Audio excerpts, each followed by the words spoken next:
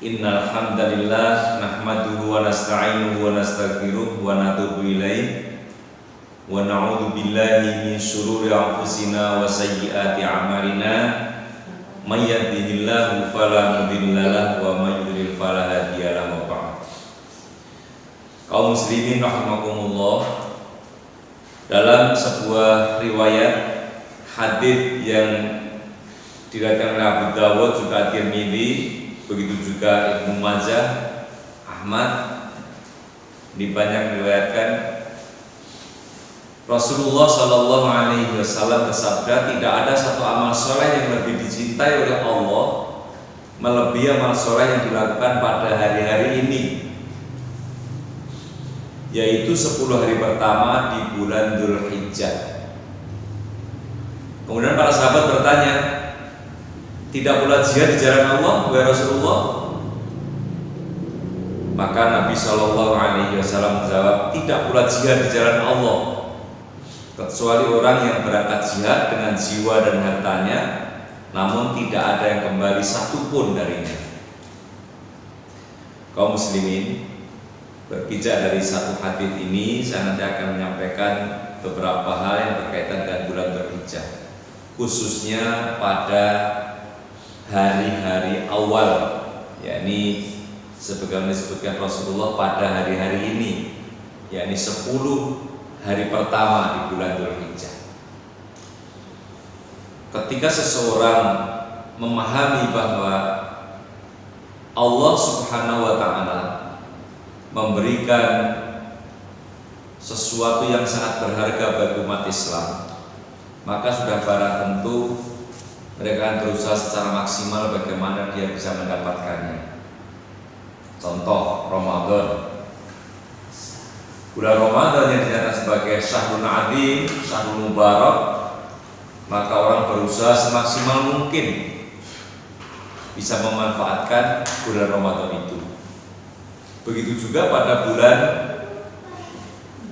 Dzulhijjah, ya, bulan Dzulhijjah, maka banyak orang yang berusaha bagaimana supaya nanti di bulan itu bisa beramal secara maksimal. Nah, apa yang disampaikan Rasulullah tentang kelebihan-kelebihan bulan Dzulhijjah itu, kok nilainya begitu besar sampai mengalahkan nilai jihad. Jadi kalau ada orang yang berjuang di jalan Allah, itu dibandingkan dengan beramal pada hari-hari awal 10 Dzulhijjah itu terkalahkan, masih tetap kalah, kecuali kalau mereka itu berjihad di jalan Allah dengan hartanya seluruhnya habis karena perjuangan itu. Oleh karenanya, kaum muslimin rahimakumullah, mari kita ambil, ya, ini bulannya bulan Dzulqa'dah. Sebentar lagi kita akan memasuki bulan Dzulhijjah. Oh iya, saya akan ingatkan kembali, bulan Dzulqa'dah ini satu di antara bulan haram. Jadi bulan haram dalam 12 bulan itu satu Dzulqa'dah, Dzulhijjah, kemudian Muharram. Nah, sementara bulan yang lain ini pada bulan Rajab. Nah, musim haji itu adalah bulan Syawal, Dzulqa'dah, Dzulhijjah. Nah, kita bicara Dzulhijjah karena saking begitu banyaknya kelebihan yang diberikan oleh Allah bulan Dzulhijjah itu, maka mari kita berusaha semaksimal mungkin, ya, kita manfaatkan. Dengan apa? Ya, pertama sudah barang tentu dengan memperbanyak amal soleh secara umum saja dulu. Secara umum, apa itu? Rasulullah Shallallahu Alaihi Wasallam bersabda, "Ma min amalin azka indallahi azza wa jalla wa la 'azama ajran min khairin ya'maluhu fi ashril adha."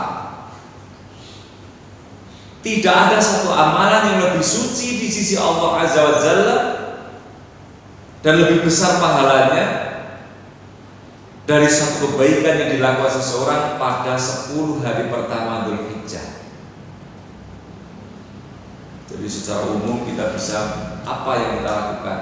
Ya infak, sedekah, kemudian baca Quran, rajin ke masjid. Maaf ini bukan berarti kemudian nanti kalau sudah bukan tanggal 1 sampai 10 kita tidak rajin baca Quran, tidak rajin ke masjid, tidak banyak infak. Atau ini mumpung, ini belum bulan Dzulhijjah, maka kita bisa seenaknya. Enggak. Jadi dulu perlu dilatih terus, sehingga nanti begitu masuk pada hari-hari awal bulan Dzulhijjah itu kita akan lebih nyaman. Kita persiapkan dari sekarang. Nih. Kemudian yang kedua, yakni haji dan umroh. Kaum muslimin, ibadah umroh disyariatkan sepanjang tahun. Sepanjang tahun. Jadi mau umroh di bulan Syawal bisa, umroh di bulan Dzulqa'dah bisa, umroh di bulan Dzulhijjah juga bisa, mau umroh di bulan, semua bisa sepanjang tahun. Ramadan apalagi ya, Ramadan bisa. Tapi biasanya kalau sudah di musim-musim haji, ya orang melaksanakan umroh sekaligus nanti dengan ibadah haji. Jadi umroh itu disyariatkan sepanjang tahun. Adapun menyatukan ibadah haji dan umroh sekaligus hanya disyariatkan pada bulan Syawal, Dzulqa'dah, Dzulhijjah. Itu ibadah umroh ya dipadukan dengan ibadah haji. Allah Subhanahu wa taala berfirman, "Al-hajju asyhurun ma'lumat. Faman farada fihinna hajja fala rafata wala fusuqa wala jidala fil hajj. Wa ma taf'alu min khairin ya'lamu Allahu wa tazawwadu fa inna khairaz zadi taqwa wattaquni ya ulil albab." Musim haji adalah beberapa bulan yang dimaklumi. Barang siapa yang menetapkan niatnya dalam bulan itu akan mengerjakan haji, maka tidak boleh berbuat keji, berbuat fasik, dan berbantah-bantahan di dalam masa mengerjakan haji. Dan apa yang mengerjakan berupa kebaikan niscaya Allah mengetahuinya. Berbekalah, dan sesungguhnya sebaik-baik bekal adalah takwa. Dan bertakwalah kepadaku wahai orang-orang yang berakal. Surat Al-Baqarah ayat yang ke 197 ya, 197. Jadi haji adalah beberapa bulan yang dimaklumi tadi saya katakan, Syawal, Dzulqa'dah, Dzulhijjah. Kemudian berkait umrah, Rasulullah Shallallahu Alaihi Wasallam bersabda, "Al-umratu ila umrah kafaratun lima bainahuma, wal hajjul mabrur laisa lahu jazaa'un illa jannah." Antara umroh satu dan umroh yang lainnya, jadi umroh satu, umroh berikutnya mau umroh berkali-kali kan bisa. Ya, umroh satu sampai umroh berikutnya adalah penghapus dosa yang dilakukan di antara keduanya. Dan haji yang mabrur tidak ada balasan kecuali surga. Coba ibu-ibu, bapak-bapak, saudara-saudara, kaum muslimin semuanya, nikmatnya di dalam Islam. Ya, Islam itu umat ini oleh Allah Subhanahu wa taala sudah disampaikan bahwa setiap manusia itu berpeluang berbuat dosa. Setiap manusia berpeluang berbuat dosa. Bahkan manusia itu oleh Allah sudah diberi potensi. Ada potensi baik, potensi tidak baik. Fa'alhamaha fujuraha wa taqwaha. Jadi seperti itulah gambaran manusia, keadaan manusia. Ada yang punya potensi baik dan potensi tidak baik. Nah, tinggal kuat-kuatan sebenarnya. Tetapi bagaimanapun juga kita tidak bisa celak, tidak bisa memungkiri siapa yang dari pagi tadi bangun tidur sampai jam ini sama sekali tidak berbuat dosa. Pasti kita ada berbuat dosa, pasti. Maka nikmat yang diberikan oleh Allah ada sholat 5 waktu. Sholat satu pada sholat berikutnya menghapus dosa. Kemudian kalau tadi saya sebutkan umroh dan umroh menghapus dosa. Artinya manusia yang mau mengambil syariat Islam, melaksanakan ajaran Islam, berislam, gitu. Itu udah Allah diberi jalan untuk menyelesaikan persoalannya, dihapus dosa-dosanya, manakala dia melaksanakan amalan-amalan yang diajarkan oleh Rasulullah. Contohnya umroh, sholat, ya. Kemudian terlebih lagi haji, masya Allah. Ya, tahun ini jamaah kita tampaknya harus tertunda karena kondisi. Tapi niat penjenengan semuanya, insya Allah, ya, yang tentang Allah pasti akan memberitahukan. Kenapa? Ya, karena tadi di ayat 197 tadi saya katakan berdasarkan firman Allah, Allah itu akan menghitung. Jadi kita sudah punya niat kebajikan akan diberikan. Nah, khusus haji, ya, oleh Allah, oleh Rasulullah SAW dinyatakan haji yang mabrur itu tidak ada balasan kecuali surga. Tapi yang sulit mabrurnya itu, mabrur. Yang mabrur yang kayak apa? Jadi yang dimaksudkan ibadah itu bisa dikatakan mabrur itu pertama ikhlas, ya. Ikhlas karena Allah Ta'ala, yang dilandasi dengan tauhid yang murni tanpa bercampur dengan kesyirikan sedikit pun, dan bukan karena ingin pamer atau ingin dipanggil Pak Haji atau Bu Haji. Maka kalau orang ibadah haji itu atau orang umroh itu begitu memulai, ya, ihram, apa yang disampaikan? Labbaik Allahumma labbaik, labbaik la syarika laka labbaik, innal hamda wa ni'mata laka wal mulk la syarika lak. Jadi harus benar-benar murni ikhlas karena Allah. Kemudian yang kedua, mencontoh Rasulullah Sallallahu Alaihi Wasallam di dalam pelaksanaan ibadah haji itu sesuai dengan apa yang dicontohkan Rasulullah Sallallahu Alaihi Wasallam. Tidak melakukan bid'ah atau amalan yang tidak berdasarkan kepada Quran dan Sunnah. Contoh, ya, saya banyak melihat itu orang yang menunaikan ibadah haji atau umroh ketika tawaf itu apa ngosok-ngosoki kiswah itu. Mencium hajar aswad. Tapi banyak mencium kiswah, ya, mencium kiswah diciumi. Nah, ini berarti dia tidak berpegang kepada apa yang diajarkan Rasulullah. Kemudian yang ketiga, berusaha menjauhi perbuatan-perbuatan yang haram sebelum menunaikan ibadah haji. Ya, ketika menunaikan ibadah haji juga dan selesainya sesudahnya. Artinya apa?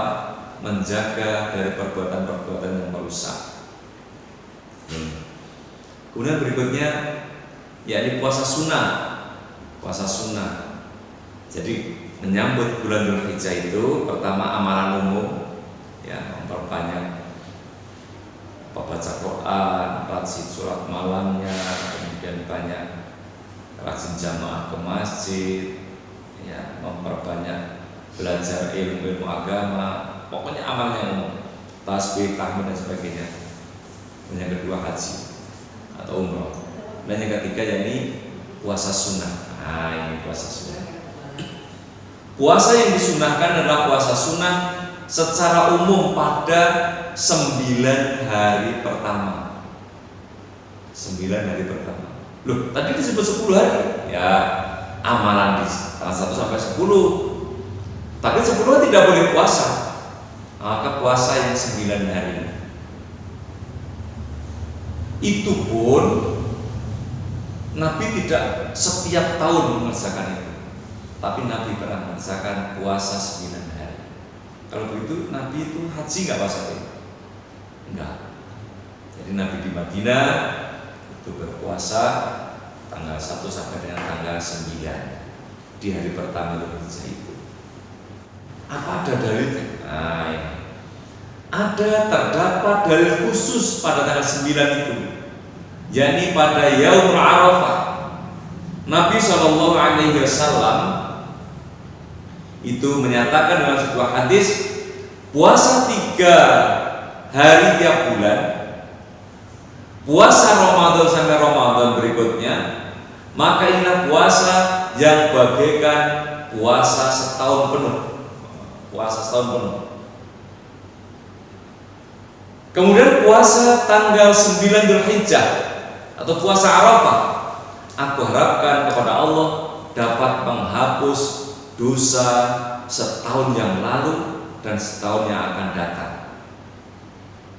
Dan puasa Asyura tanggal 10 Muharram, aku harap pula kepada Allah dapat menghapus dosa setahun yang lalu. Coba puasa setiap bulan pada tanggal 13, 14, 15 ya. Kalau umurnya 30 bisa 14, 15, 16 gitu. Kemudian juga puasa Ramadan dihitung puasa sepanjang tahun. Kemudian puasa pada tanggal 9 Dzulhijjah, puasa Arafah, menghapus dosa setahun yang lalu dan yang akan datang. Sementara puasa Muharram tanggal 10 Muharram, puasa Asyura itu menghapus dosa yang telah lalu.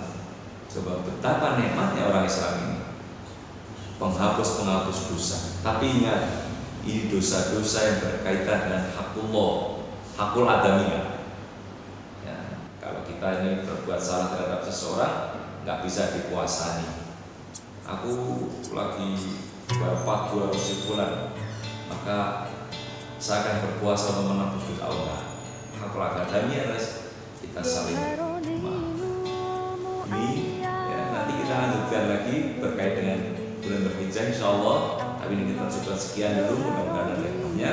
Bila kita berdaya, assalamualaikum warahmatullahi wabarakatuh.